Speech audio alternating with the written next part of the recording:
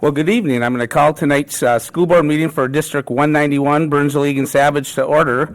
Today is March 8th, and we're starting this meeting at 6:30.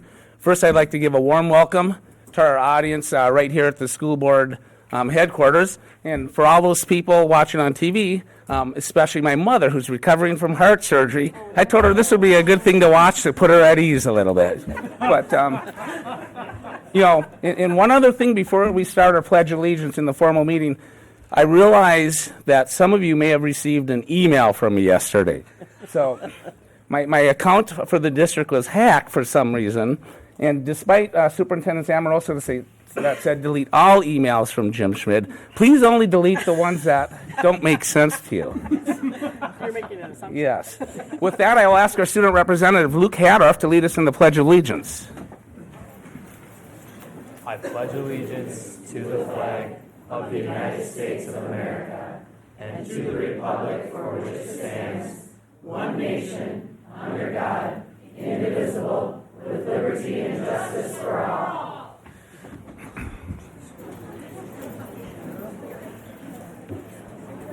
All right, our first action tonight will be the approval of the agenda.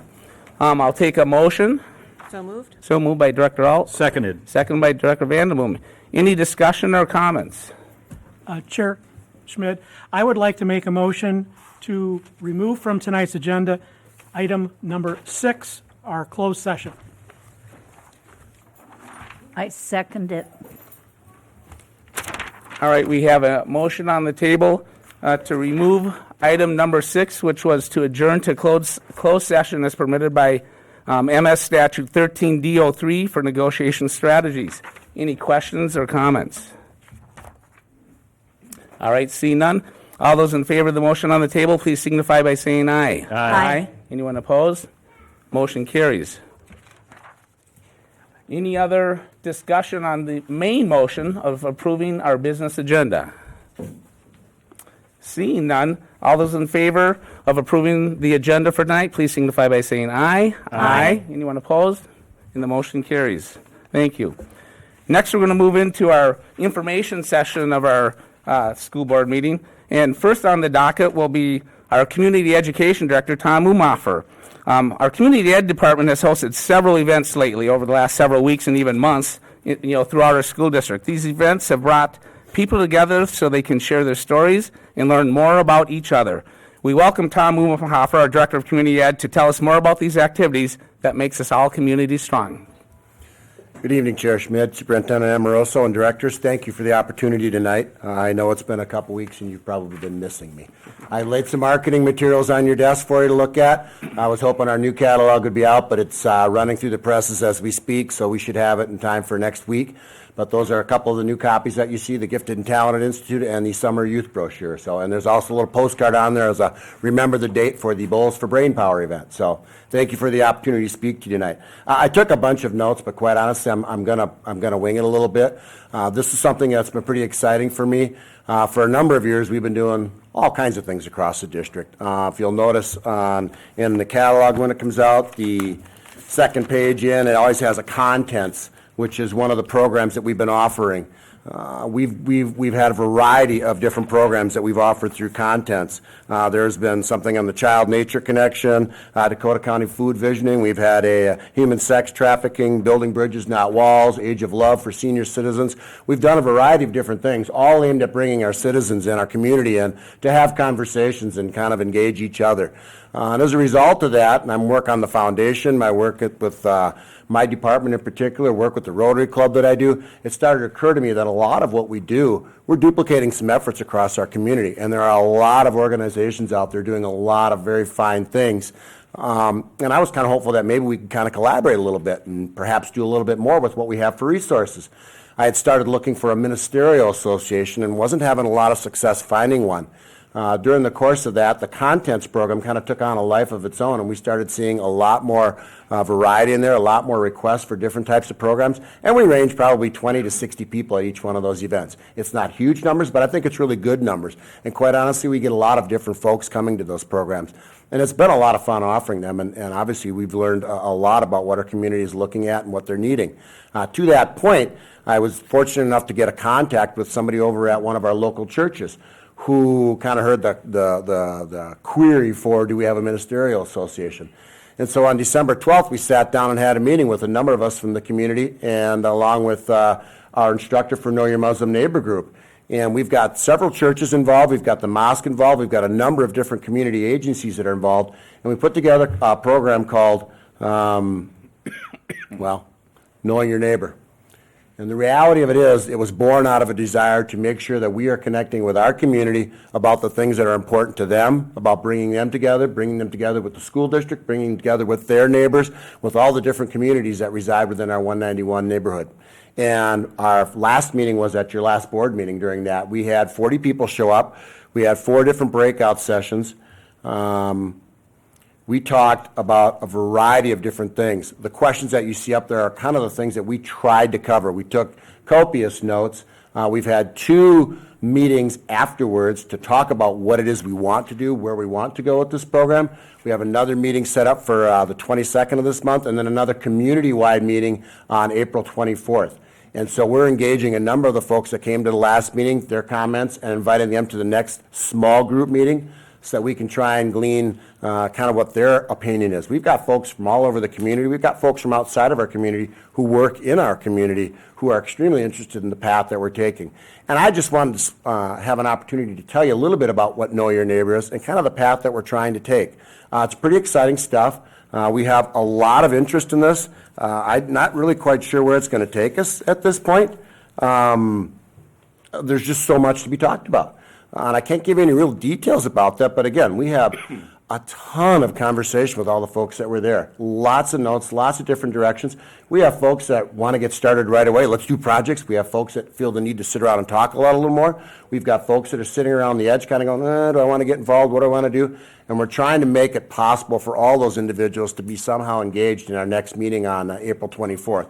So I'm pretty excited about that. We tried to pick a night that wasn't a school board meeting this time, so I can invite all of you to attend. And so I just wanted to give you a chance to update on that. There's not a tremendous amount that I can share in terms of detail, but it's really quite neat. We've got a lot of different folks from our community involved in it, and the age spectrum is across the board. Again, the different faiths that are there. It's really exciting to see. So just a quick update on what it is, and hopefully in a couple months I can come back to you and give you some further details about what we're doing and where we've been. So with that, that's all I have to say. Thank you. Thank you, Tom. Yeah. I'm not sure if any of the board members have any questions or comments they might want to make. Director Alt. Thank you, Tom. Having attended Know Your Neighbor a couple years ago, it was a great course back then, so it's really interesting to hear that it's growing and changing, and the instructor was really outstanding. I really recommend anyone who hasn't attended. It's a really worthwhile evening. Mashoud has been an integral part of this Know Your Neighbor group, and so he's got great experience, great expertise, and again, the folks that we have around the table, it's really a good group, really a good group. Thank you. Director Vandenboom. Just posting the answers to some of those questions in a document would be awesome. I mean, I looked at those Okay. questions and I don't know, but I think, I'm sure the answers are very intriguing. So I'm not sure how easy that would be. But I was just looking through the questions, and I would love somebody's notes just to kind of see all of the different things that are being said, on all those different questions. And you don't have to do it, but I think it's the kind of set of questions that I would love to have a place to go to and read those things, because they're I bet you the answers are thought-provoking. So what we do is we've got an email list of everybody that was there, everybody that attended, and everybody that's around the table. And after the 20 seconds meeting, we'll have a better idea of where we're going in the direction, and those notes are halfway compiled already, and I can certainly make those available. Yeah, it is interesting reading. Yeah. It is. Thank you. Thank you. Thank you. All right. Thank you, Tom. Thank you. Thank you. All right. Moving right along. Next, we're going to move into our report section, and we'll start with our student representative, Luke Adorf. All right. Thank you, Chair Schmid. There's only been 6 school days for the students, at least, since our last meeting, so I'll try and keep my report relatively brief. I do want to highlight one special event that took place at Burnsville High School during the day on Friday, February 23rd. As part of Black History Month, the newly formed Black Student Union put on a showcase to honor African Americans throughout our history. This took place during the day, February 23rd. I was fortunate enough to attend one of these showcases, which was filled with singing, dancing, and there was a skit that displayed the talents of the BSU. Between each act, several students had the opportunity to shed some light on a famous African American historical figure and describe a little bit about his or her influence throughout our society in America. I was fortunate enough to go to one of these showcases, and I was really impressed with the diversity and the different talent levels that the students at Burnsville have, and the amount of talent that across the board that these students displayed was really amazing for me. And it was really impressive to see like how well this performance was for such a newly formed group at Burnsville too. They've only been formed for a couple months, I think, and this showed it obviously took a lot of work and a lot of hard work from a lot of different people that went into it, and it was very well performed, and I enjoyed going to it a lot. Cool. That concludes my report for tonight. Thank you, Luke. Next, we'll move to Superintendent Amoroso for her report. Thank you. This is a busy time of the year, and a lot of people don't realize that while we're still in this school year, we're already doing a lot of planning for next school year. And so right now, we're in the middle of our process to develop a budget for the 2018-19 school year. Our work is to align programming and expenditures with our enrollment. We're looking at adjustments of approximately $4 million, with savings coming from all departments. This is our opportunity to right-size everything that we're doing. We will be making budget adjustments with these priorities in mind. First of all, advancing the goals of Vision 191, raising student achievement, keeping our current class size ratios within the range guidelines we have been using, and then in proportion to our loss of students, maintaining our academic programming, streamlining efficiencies, and certainly staying true to the messages that we put out during our levy this fall. I had the pleasure this afternoon, right before coming to the board meeting, of attending the opening of a children's art show featuring work created by our elementary students and taking place until April 23rd at Ames Center, 12600 Nicollet Avenue in Burnsville. The free exhibit features over 100 selected pieces of art, including drawings, paintings, and a variety of three-dimensional works. The exhibit is open between 9 a.m. and 5 p.m. Monday through Thursday. Kudos to our staff whose efforts created this show. I plan on featuring some of the artwork in my report next month. When I went over today, I decided to take a couple pictures to tweet out. I ended up doing a 4-part tweet series because I took so many pictures. There were so many pieces that I couldn't decide which ones to limit it to. So it was just awesome. I loved it. And I just encourage all of you to stop and see that artwork created by our talented students. Next is the Minnesota Education Fair. Burnsville High School will be hosting a Minnesota Education Fair on Tuesday, March 20th from 4 to 6 in the Activity Center. This is an opportunity for students and their parents to explore a variety of options for continued education and technical training after high school. Representatives from nearly 120 educational institutions will be available to answer questions about degrees and programs, admission requirements, scholarships, tuition, and much more. The admission to this is free and it is open to the public. Again, that's March 20th from 4 to 6 in the Activity Center at the high school. I'm pleased to announce that Doug Johnson, our Director of Technology, has been selected as the 2018 Outstanding Central Office Administrator, Metro, by the Minnesota Association of School Administrators, otherwise known as MASA. The annual award honors 2 non-superintendent MASA members, one from a metro district and one from Greater Minnesota, who are central office administrators exhibiting excellence in leadership. Doug received this award for exhibiting a willingness to take risks, possessing strong communication skills, being a progressive change agent, and having high expectations for himself and others. He was honored at MASA's statewide conference in March, which is actually happening right now as I speak. Since he joined our district in July 2014, Doug has had a major impact on the use of technology for teaching and learning. You can read more about Doug's work on the district website, and I'd like to congratulate Doug on this well-deserved recognition. Finally, and you know that I like to share with you words of our students from the district. So today what I'm going to share is some students worked around Martin Luther King Jr. Day in January with Jen Carlson, the digital learning specialist at Hidden Valley. She asked students about their dreams, either for themselves or for the world. I'd like to share responses of students from a variety of grades. And I'm going to read the responses even though you can see them, just because a couple of them were a little tough. I want people to be nice to each other. I want to be a doctor. I want people to share.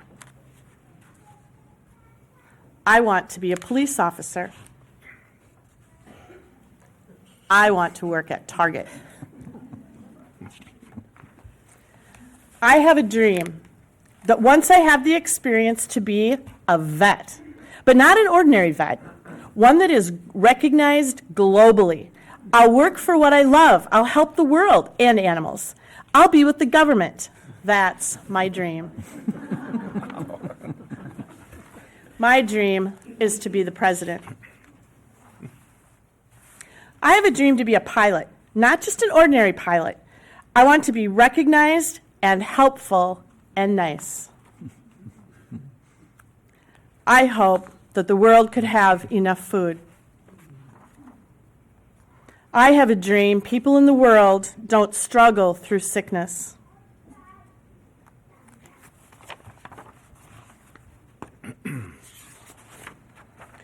I hope I can be a good programmer and create an accurate physics engine. This elementary student knows way more than I do. My dream for myself is to go to Stanford one day and be a paleontologist. My dream is to graduate college and high school and become a good role model to the world. My dream is to be the first Vietnamese woman to be an astronaut. And finally, I want to stay up late and look at the stars.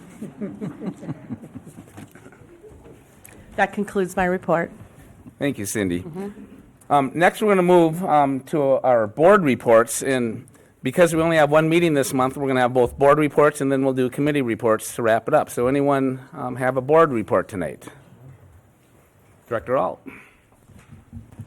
Thank you, Chair Schmidt. February was I Love to Read Month, and I enjoyed visiting Neal, Ron, and Sioux Trail Elementary Schools to read with our students. As some of 191's youngest learners, our elementary students are engaging, ask thoughtful questions, and much like my own children, make sharing a book together so easy and so fun. The second annual Multicultural Night at BHS last month was impressive. Attendees, of which there were many, enjoyed a bite to eat in the cafeteria with a variety of foods representing Latin American, Asian, and African cuisines. After the meal, we moved to the Mraz Center, where students shared song, dance, and performance of the spoken word. This was designed to be an engaging, enjoyable gathering for 191 youth and families, and I am sure it will be even more enjoyable next year. Director Courier and I, along with 191 principals and leadership, attended the annual State of the City address hosted by the Burnsville Chamber of Commerce. Mayor Kautz focused her address on economic development in the city. Areas of interest included expanded bus transit, as well as the redevelopment of the Burnsville Center, the Minnesota River Quadrant, and the city is also focused on adding economic development tools to its proverbial toolbox and is also encouraging mixed-use development. I am reminded that a strong community, strong schools, and partnerships between the two offer incredible opportunities for our community, our graduates, and their families. And then finally, the Burnsville Chamber hosted its annual legislative breakfast. In attendance were Senator Hall and Representatives Christensen, Peterson, and Mason, who shared their perspectives on the current legislative session. Also in attendance were chamber members Lisa Ryder, Stacy Sovine, and myself. Topics which were discussed included road construction, MNLAR's tax conformity, and wages. I had the opportunity to discuss the special education cross-subsidy with Representative Christensen after the panel concluded. At the commencement of the current legislative session, many of you probably already know, Representative Christensen co-sponsored a bill in the House to create a special education working group and a subsequent legislative study group. The goal of this bill is for the working group to make recommendations and create a 10-year plan by January 2019. The plan would then go to the legislative study group for further review and discussion. I am pleased that this cross-subsidy, which effectively used $11.6 million of our general fund dollars last year, is finally getting the attention of our legislators. This board should be proud of our advocacy in recent months. We are now one of 175 Minnesota school boards to pass resolutions advocating to end the special ed cross-subsidy at state and federal levels. This concludes my report. Thank you, Director Alt. Director Carrier. Last Thursday, Director Alt and I attended the Bite of Burnsville. It was a delightful evening of tasting and chatting with restaurant owners and staff and community members. Each participant was given a ballot to vote for the Burnsville People's Choice Award winner. The 2018 winner was Morgan's Farm to Table Restaurant. The 2018 Design to Savor and Chef's Choice Award winner went to Vivo Kitchen. We are indeed fortunate to have such great eating in our community. And with our culinary pathway, our grads have opportunities in their own community. And then to celebrate I Love to Read Month, this year I visited 2 schools for this month, Edward Neal and Sioux Trail. When I go into a classroom, I make it a little bit of a literacy game. I bring an alphabet book, students get to pick a letter, and try to guess the word it's featuring. Then I read the poetic verse that goes with the letter. We have fun. But this year, I read to a special class, Mrs. Otremba's 2nd grade at Sioux Trail. I hired Karen Otremba many years ago, or recommended her for hiring, school board's hire, many years ago at Gideon Pond School. She has gone on to teach many 2nd graders how to read successfully. In our soon to vote on consent agenda, we will be approving her retirement. Hard to believe. Best wishes to her, not only from us, but all the students who flourished under her tutelage. And that concludes my report. Well, thank you, Director Courier. And of course, some of my own children went through Miss Otremba's class, so it'll be good. Director Schatz. Steve Fieberger recently stepped down as the chair of Foundation 191, and so I just want to take an opportunity to recognize him for all the work, time, many hours, and many years of commitment that he has put into not only Foundation 191, but our community as a whole. There's many students and many organizations that have benefited from the time and effort that he's put into Foundation 191 and our community, and I just want to take this opportunity to recognize that effort. Thank you, Director Schatz. Any other board reports tonight? All right, we will move to committee reports. We'll start off with the Technology Committee, which is chaired by Director Vandenboom. This will be very short for change because we haven't had a meeting. The next meeting is Monday, next week. And so there has not been a meeting since the last board report, so there is no report from the Technology Committee at this time. That is excellent, thank you. Moving on to our Policy Committee, which is chaired by Director Alt. Thank you, Chair Schmidt. The committee met this past Tuesday and reviewed a number of policies, some with changes, starting with 524 Internet Acceptable Use. And I'd like to thank the Technology Committee for their assistance in doing a preliminary review of this policy and making recommendations to the Policy Committee.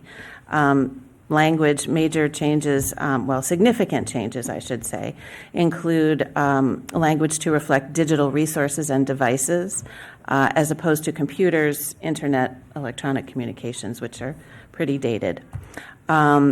Then there was also language to reflect the fact that technology is no longer nice to have in our district, but rather is a learning tool.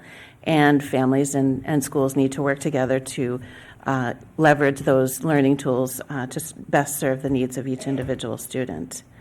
There are a couple other changes to that policy. It will be coming to us for a first reading. The next policy with changes was student attendance, policy 503. And we simply updated this policy to reflect current practice, in which unexcused absences are now defined as absences accumulated from unexcused tardies. And then the final policy with changes was policy 504, student dress and appearance. And we had a very rich conversation around this because the goal of the committee has been to really take the subjectivity out of what is appropriate and what is inappropriate. So you'll see changes in the policy that reflect both an identification of the clothing as well as the body parts which need to be covered. Then we had a number of policies with no changes: student discipline, corporal punishment, school-sponsored student publications, student recruiting, and the Pledge of Allegiance, which will all be coming to us for a first reading. Wow, look forward to seeing some of those. That'll be good. All right, we will move to our Student Performance and Achievement Committee, chaired by Director Luth. Thank you. This will be a short meeting as well, a short report, because we have not met since the last time we reported. We are meeting next Wednesday, March 14th, with the SPA committee, so we'll have a report next month. Excellent, thank you. We'll stay with you on the Negotiating Committee, also chaired by Director Luth. Thank you. Negotiations continue. Tomorrow we'll be entering into a session of mediation with our teachers, the BEA, and we're all hoping for a very successful day. All right. Thank you, Director Luth. Next, we'll move to our Intermediate School District 917, which is represented by Director Carrier for our district. Thank you. At the March meetings of 917, we had two meetings on Tuesday. One was a special meeting and then followed by the regular meeting. We approved 5 semifinalists for interviewing for the superintendent opening. All 5 will be interviewed by the 917 board on March 20th. Likely, I'll be able to announce the recommended candidate at our April 12th meeting. We also received reports on special ed staffing, which I'll be sending the PowerPoint to you this week. And that concludes that report. Thank you. And representing us on our ties, as our representative for ties, is Director Alt. Thank you. TIE's leadership continues its negotiations with the National Joint Powers Alliance, or NJPA, with the goal of closing a transaction by the end of this month. Exclusivity provisions dictate that TIES cannot communicate with other potential buyers during this time. We will wait to see where discussions land at the end of March. Leadership is also exploring options to mitigate taxpayer expense as the TIES organization moves into dissolution. Options that have been discussed include additional member fees, legislative options, and leveraging TIES assets to benefit member owners. As a member owner, I expect 191 will continue its own due diligence in determining our financial obligation and risk, given the unique nature of this collaborative and its dissolution. The TIES Building and Event Center remains on the market. The firm that had previously expressed an interest in the property has since withdrawn its interest and is no longer interested in staying on as TIES broker for any future deals. TIES leadership is now actively seeking out other potential buyers for the facility. The next meeting of the TIES Executive Committee is Wednesday, March 21st, and I plan to attend and listen to their discussion and then share an update at our next meeting in April. This concludes my report. Well, thank you. I actually have a question for you. Sure. Not sure you're going to be able to answer. You said as part of your report, that the TIES Executive Committee is looking to, what was the word used? Alleviate taxpayer burden Mitigate, yep, by possibly increasing our fees. yep. How could that be? It was part of the discussion. Okay. Okay. I was just curious. All right, we'll leave it at that. We'll move on. We all have other board assignments. Those aren't formal reports, but if anyone has anything to report on? Director Courier?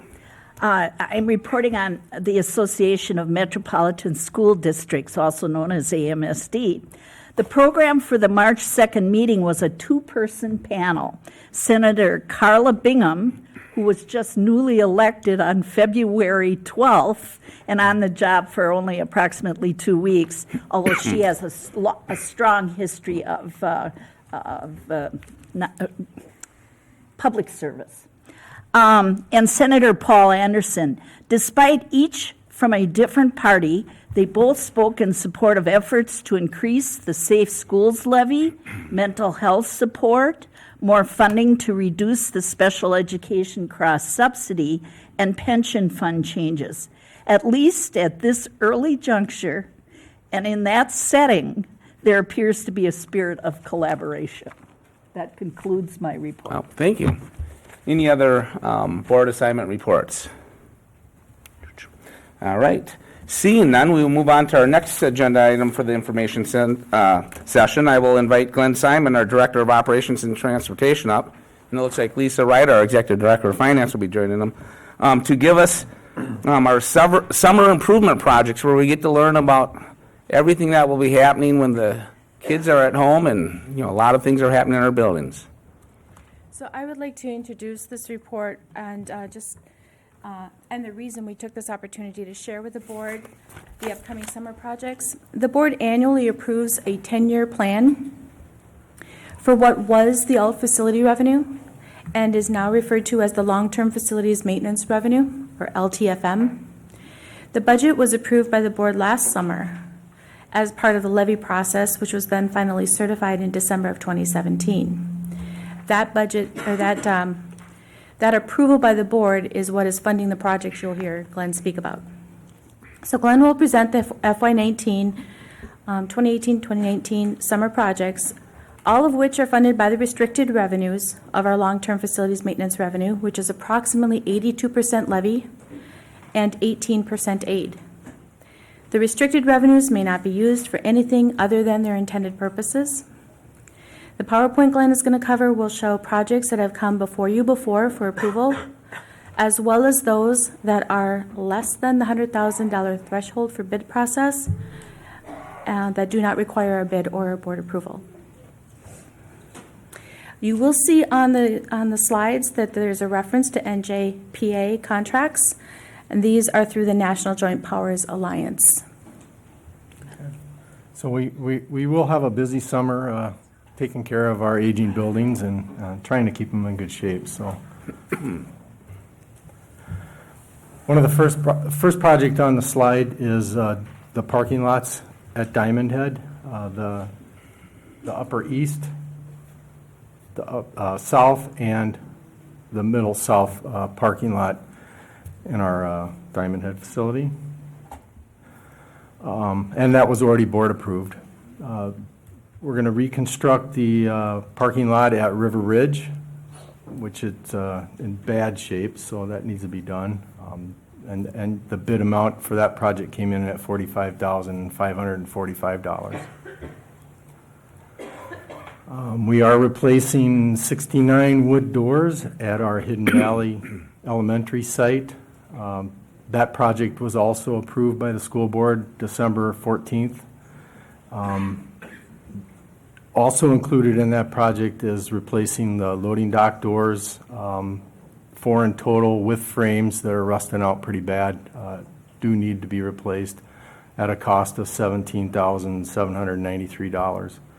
Total project amount of $160,225. We are also replacing 300 panes of glass at Hidden Valley Elementary School due to seals that have let go. Windows are fogged up and in pretty bad shape. That bid amount came in at $44,030. At Hidden Valley as well, removing all the wall coverings in the main office area and the private offices in that office area. The seams are all letting loose, the wallpaper's in really bad shape. I'm going to have the walls patched and painted so we can keep refreshing them as needed. That bid amount came in at $24,000. The water softener at Hidden Valley hasn't worked for a few years, and it's time for a replacement of the entire system. You can't get parts for it anymore.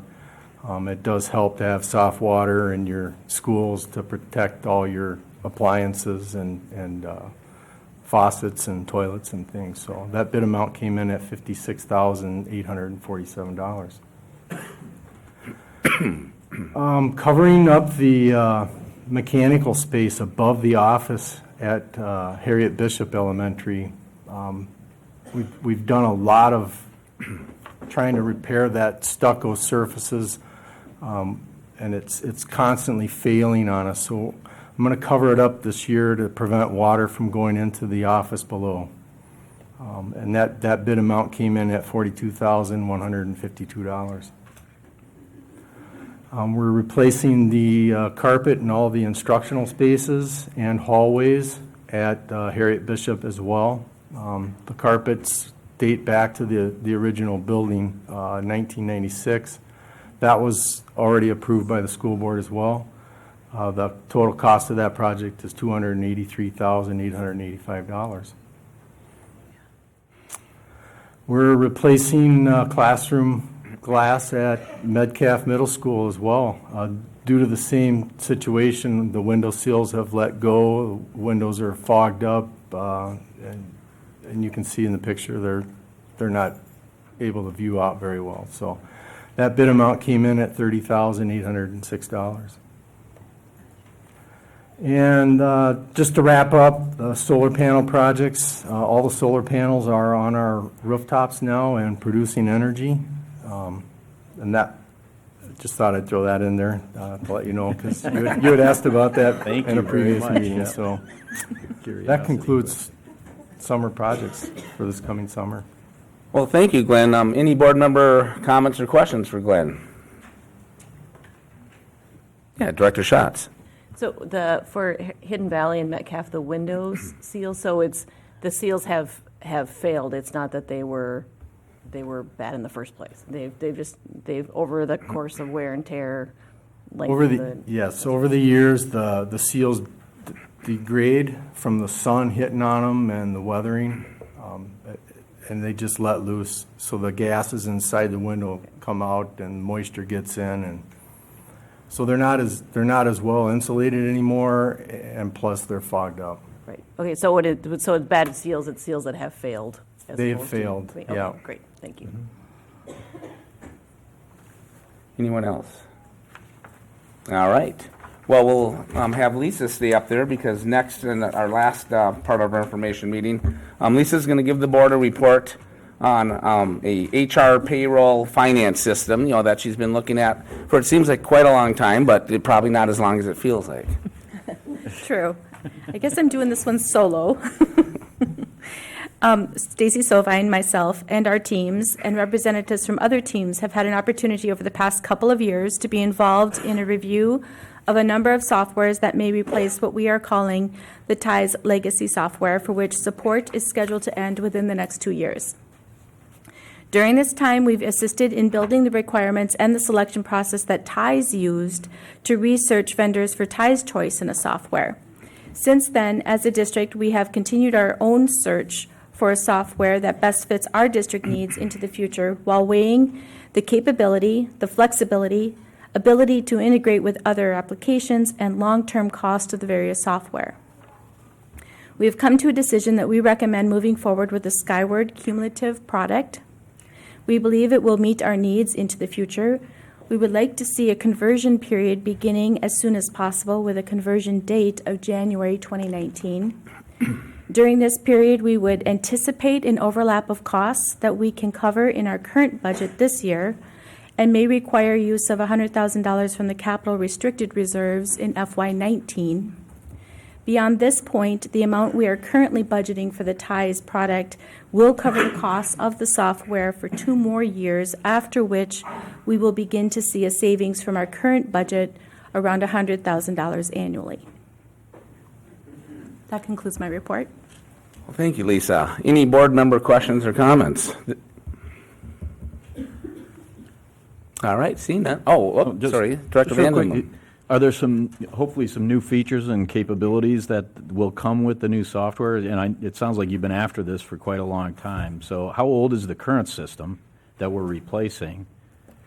Just roughly, it doesn't have to be a... Our data goes back to 1994, I believe, that's on the TIES system. Okay. And so I'm unaware of what we had before that. No, and that's fine.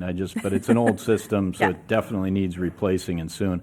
I hope it brings some capabilities to make things a little bit easier, because I know we have a lot of requests for both you guys from our HR finance system. So hopefully the system will definitely It's an give you integrated some more HR capability for. payroll system with a SQL platform, so we're looking forward to that. Okay, thank you. Thank you. Any other comments or questions? Thank you, Lisa. Thank you.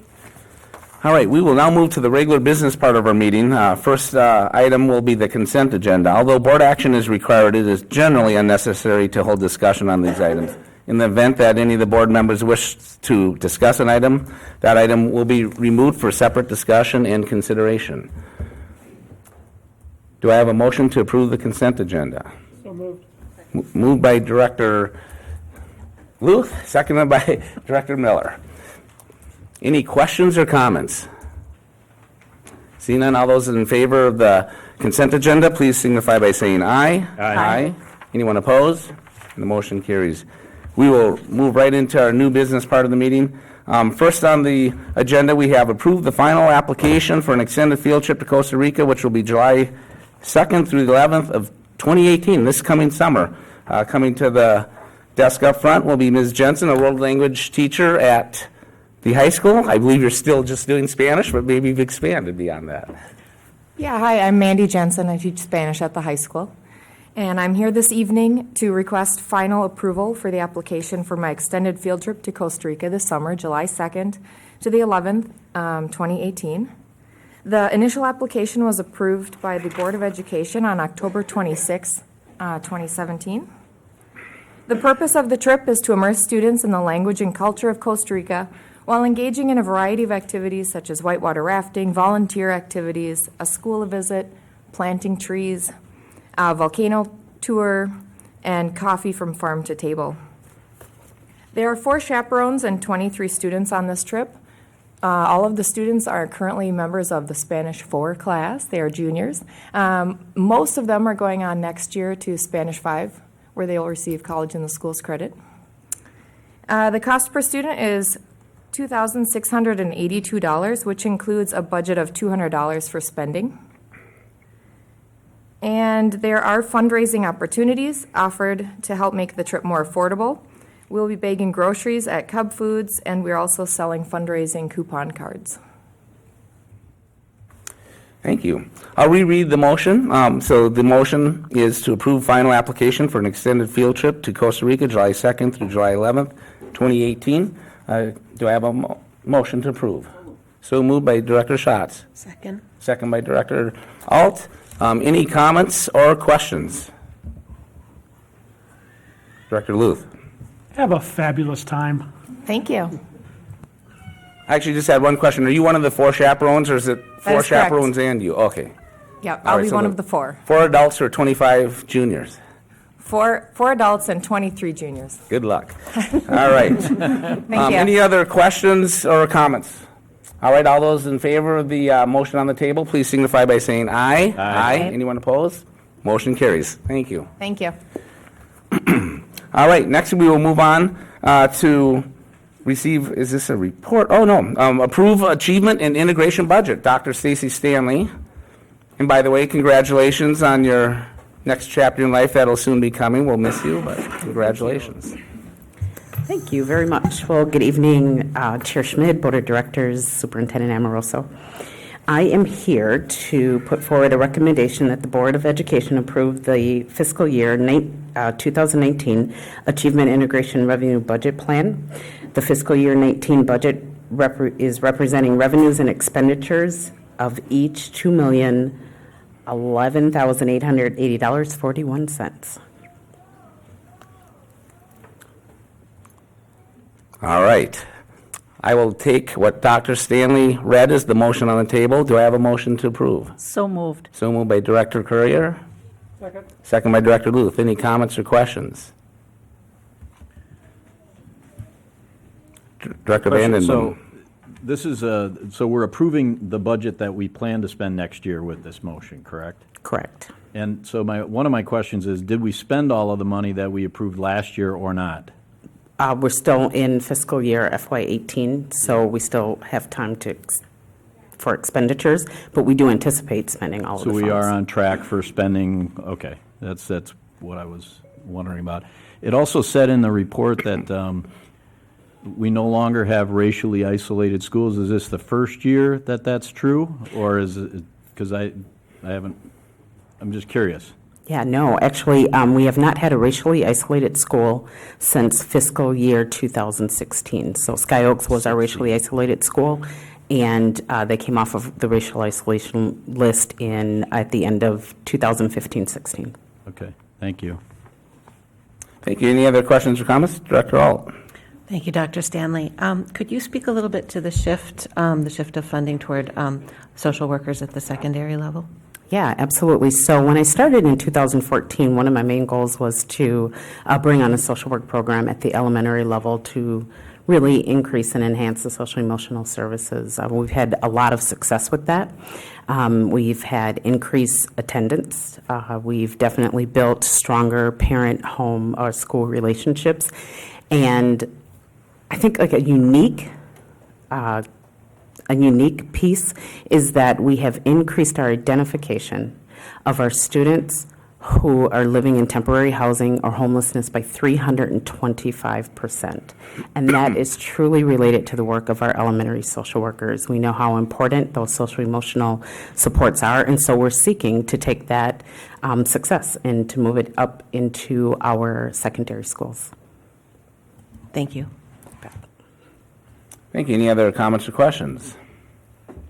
Seeing none, all those in favor of the motion on the table, please signify by saying aye. Aye. Anyone opposed?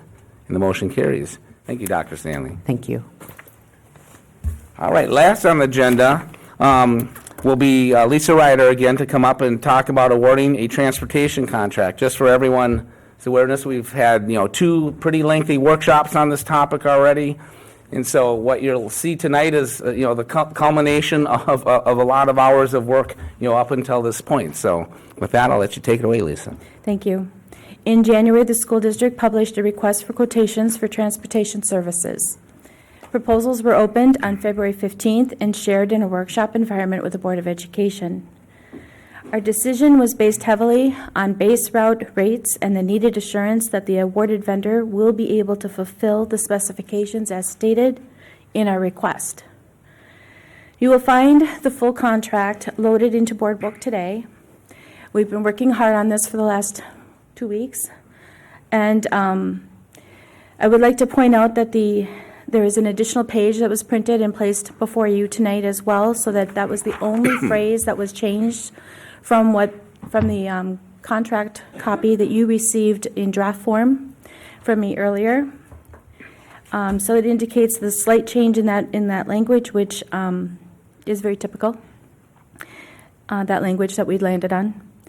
And so tonight I bring you a contract signed by Schmidt & Sons Buses, LLC, and the recommendation, if I might read it, that the Board of Education award the transportation contract for the FY19 and FY20 school years to Schmidt & Sons Buses, Burnsville, LLC, with the option to extend for 2 more years.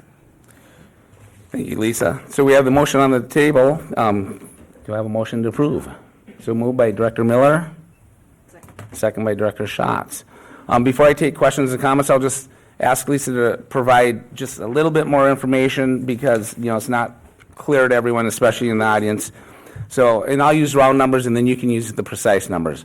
Our current bus contract is somewhere between 6.5 and 7 million, and our new contract's going to be in the neighborhood of 8 million. So we're looking at an increase of transportation costs anywhere from $1 to $1.5 million. We figured that the actual amount, because the figures that we have that are in the Fund 3, where we track the transportation costs, don't include the cost of the extracurricular that is already being covered under the athletics and activities and the field trips within the school sites. So when I did the research on those dollars as well, then the number we're talking about is probably the difference after you apply my already assumed assumptions for increase in the budget. I think we're going to be more around a $600,000 difference. Good. Well, thank you. That's welcome news, actually. So thank you for that clarification. All right, questions or comments from the board? Director Luth. This has been a lot of work for the two of you. I know that we've posed a lot of questions and threw some ideas out there, et cetera. I want to thank you and the staffs behind you and certainly with our K-12 partners that helped us with this. A lot of work has gone into this in a fairly quick amount of time, but it's also very painful from the standpoint that this is, even at $600,000, that's, that's in addition to the 4%, I think it's 4%, $4 million that we've, already are seeking from the budget. So it's a difficult situation, but I think it's a very critical one in that transporting our students is first and foremost a safety.